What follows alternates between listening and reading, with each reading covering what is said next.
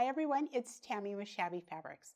I'm here today to talk to you about the Door Banner Club for August. What's better in August than watermelon and flowers? This is the perfect door banner to hang for the month of August. Also, I wanted to mention that we do have some of the previous month's door banner kits available on our website. We have the Happy Easter, May in Bloom, Sweet Summer, and Patriot Dreams. Now we have very few kits of these available, so if you've been wanting to pick up a kit, if you're just seeing this for the first time, pause the video, head to the website and grab your kit. They're not going to last very long because we just have a few. Okay, so let's talk about August. This is what we're going to make today. I'm going to concentrate on showing you how to do this bias vine. I think a bias vine is oftentimes a bit of a mystery, and a lot of quilters are kind of nervous about making a bias vine and then actually putting it onto your top.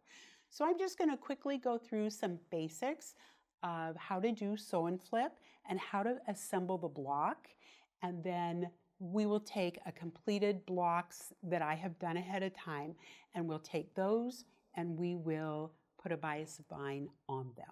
All right, so let's get started with that. The first thing we're going to do is we're going to make our flower. So there's some elements to the flower. Sew and flip. You've got some squares. One thing I am going to mention, you definitely need to label your fabrics. You can see how I've done that. I religiously label my fabrics as I cut them, and I'm always happy that I did. There's a lot of pieces here, so it's very nice to keep track of all of your pieces and make sure that you're using the correct one that you're supposed to be doing. So the first thing we're going to make is one of these petals. So I've drawn a line on the back and we're going to sew on the line. We're going to trim 1/4 inch away.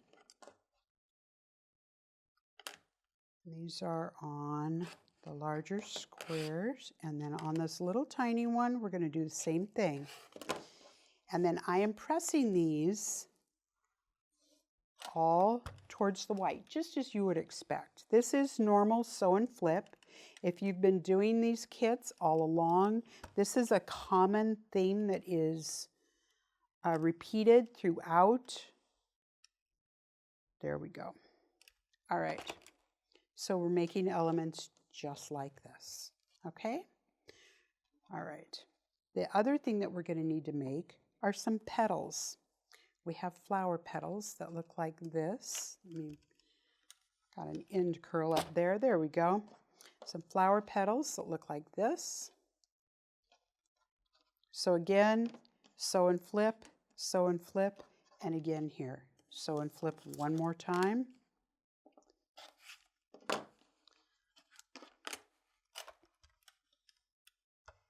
And there we go. All right. So that is how you're going to make petals. All right. You're going to make a lot of petals. And then we're going to lay out petals. And we're going to make, I'm going to move some of this stuff just slightly out of my way a little bit here. We're going to make a flower block just like this. How cute is that? Okay, so the first element that you're going to create is a large half flower block like this. Okay, you're going to create another one that looks like this. All right, the next element that we're going to create are watermelon. I love watermelon. All right, let's set these aside. There we go. We're making watermelon that looks like this, and it goes this direction in the kit. So I have all of our pieces here. We're starting with a large rectangle, and we're going to add a Q to the side of it. So I'm going to turn this the same way, even though it's oriented differently in the quilt. It's face up. I'm going to turn it like this so that you can understand exactly what I'm doing. All right. So the first thing I'm going to add is an entire strip right here. Okay.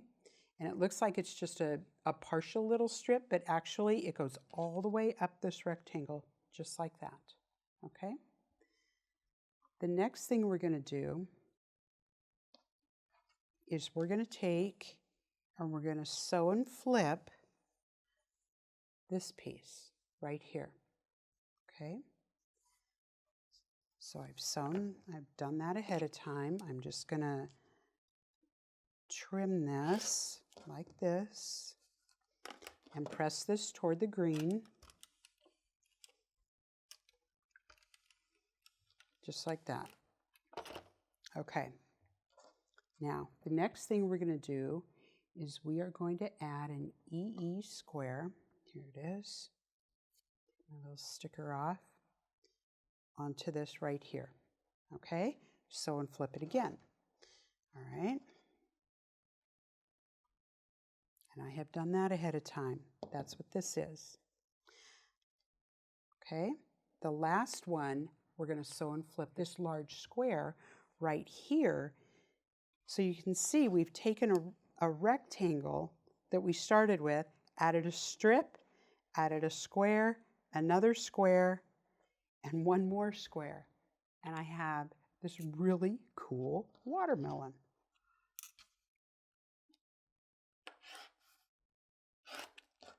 Trim it like this, and I'm going to press it toward the white. How cool is that? Now that is a clever way to make a watermelon, for sure. All right, perfect. Okay, we're going to add borders to it, which are here. I've got borders. We're going to add to this, and then I have this. Okay, so we have our watermelon pieces made.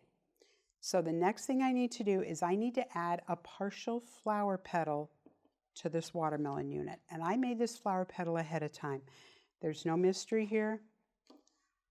This is just sew and flip. I press the seam open, press toward this, just like that. So I'm now going to go sew these two together, just like this. Then I'm going to put the whole top half of this together. I did not make the large watermelon. That's done with sew and flip, and it's not needed for me to show you how to do this vine. Because I know the vine is what you really want to see, so I didn't want to take a lot of time repeating sew and flip when I know we've already done that. Okay, I'm going to sew this. Let's go to the machine.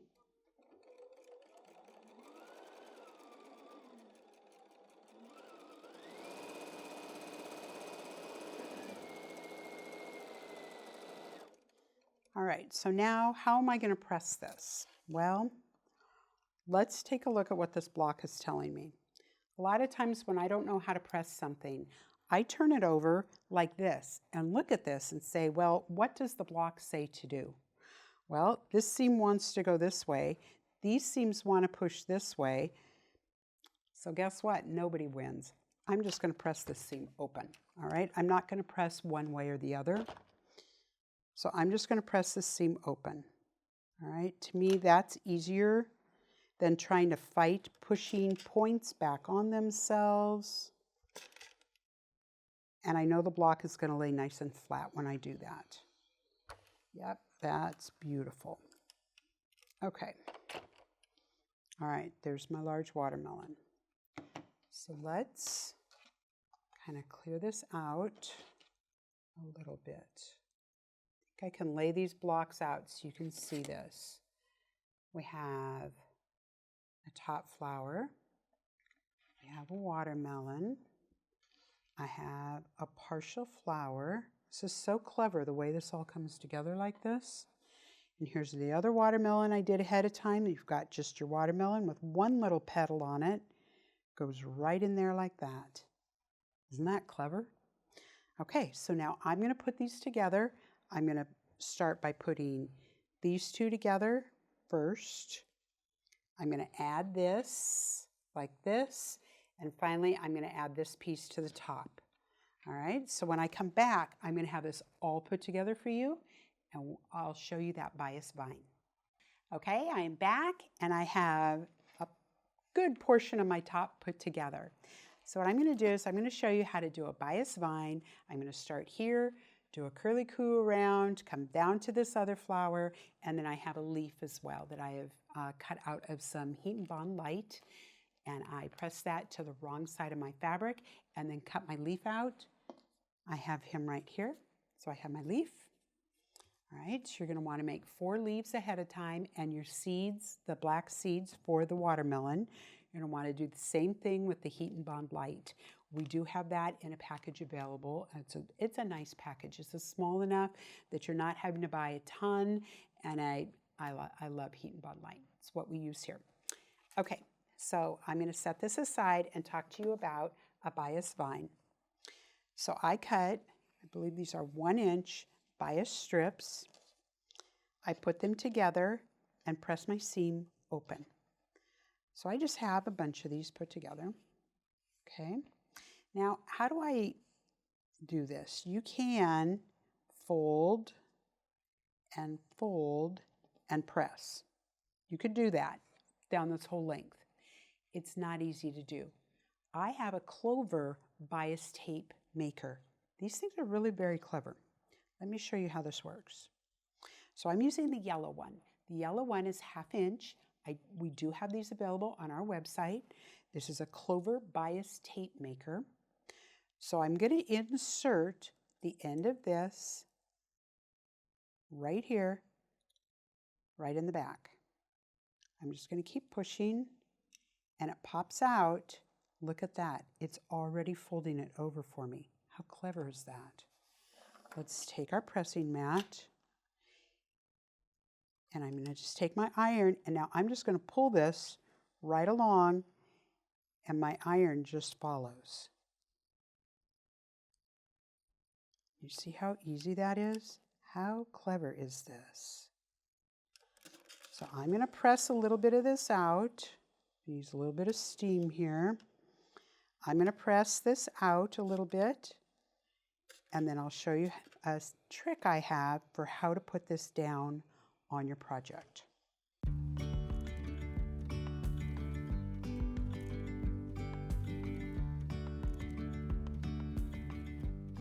My bias vine is made. This is what that looks like. All right. So let's take a look at where we're starting this. So we're starting this right in this area. I'm going to grab the pattern really quick, my pattern cover to refer to. All right, so we're starting this right in here. So what I did was I took a seam ripper and I just insert this little clover seam ripper just like this, and I'm just going to pop a few stitches out of here. There we go, just like that. Let's just set this in there. Get him going. There we go. All right, so I can see about the angle that I'm looking for. This does not have to be perfect, all right? So don't think that you have to go along and make this absolutely perfect. You don't. It's just a vine, right? Think about a vine. A vine is just kind of crazy, right? Just kind of goes everywhere, wherever it wants to go. All right, so I'm going to put a pin in this to hang on to this, because I know if I pull on this a little bit, it's just going to pull right out. Okay, I'm going to take this wool mat away. All right, here we go. I'm going to pull a little bit, and I know I need to make a curve, kind of like this. So a bias vine is going to let you curve this now along the piece because it's stretchy. Okay, so go ahead and stretch it. I can use pins like this, and I just put a pin every now and then just so I get it to hold where I want it to. And I'm just using a clover fine patchwork pin, extra fine patchwork pin. As I go, I line up here, right around like this. So I'm going to play with this and just get this going right where I want it.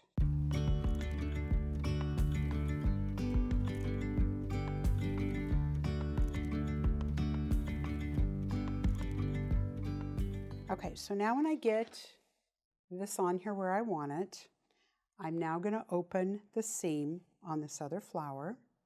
about right here. And I'm going to actually cut my bias vine. I would not cut this ahead of time. I would wait until you got to this point to cut it. I'm going to give myself a little bit of room, and I still have plenty to do the bottom on the watermelon, okay? And we're just going to pop this right through that opening, just like that. Now, sewing this down, you can see how it's rough. It's kind of moving around on me. I like to use a product called Wash Away Wonder Tape. This stuff is amazing. It's very tacky on this side. I'm going to show you how this works. And you would just put this on your bias vine, just like this. And I'm not going to do the entire vine because the Wash Away Wonder Tape is not bias. I don't know how easily that's going to bend. So I'm just going to do short sections of it.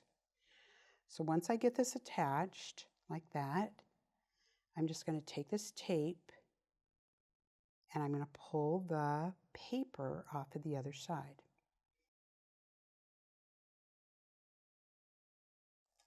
Now we're just going to take the paper off of here. All right, tape stays on. I'm going to tuck this back inside the little hole, like that. Now wherever I put this, it's just going to stick. See how nice that is? I don't have to use pins now. That is amazing. So I would go back and I would just put this Wash Away Wonder Tape on this vine all the way around. Then when I take it to the machine to applique it down, very easy. I'm not biting all these pins in both directions. Now to applique something like this, I would start right here with my green thread and I would be about 1/8 of an inch from the edge, go all the way around to here, jump over, up to here, jump over, here, around, jump, all the way back around so that you're sewing both sides of the vine down. Then to finish the back, you're just going to take this seam allowance, turn it back just like this and stick it on your machine and sew that. Then I would take this and trim this very close, just like that, so that that is not going to be a large lump underneath your flower for quilting so that you're not going to see it. Okay, there we go. That is the mystery of a bias vine. I have used the Clover bias tape maker, some Wash Away Wonder Tape, eliminates your pins, and you will be successful at making this. Then you have your leaves that you're going to put on wherever you'd like. Remember they're leaves, remember it's a vine, have fun, be artistic, do your own thing. So I do have a few notions that I have used for this tutorial. Of course, I have my Clover seam ripper. I've got some rulers here that we highly recommend will make this a lot easier to use. Your Carrera thread set, Wonder clips, rotary cutter, fresh blade, a friction pen, extra fine patchwork pins, the Wonder tape, the heat and bond, the wafer one light box, wool pressing mat. Now, if I'm moving too quickly for you, remember that we've done other tutorials where we've gone into a lot more depth, and I just wanted to keep this short and sweet and just show you mainly how to create the vine, because I know the vine is different and the vine is sometimes intimidating. So don't be intimidated, you can make this. We'd love to see what you are doing with your wall hangings.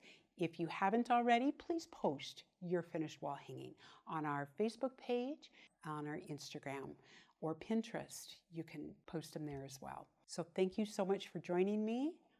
I hope to see you again on another Shabby Fabrics tutorial.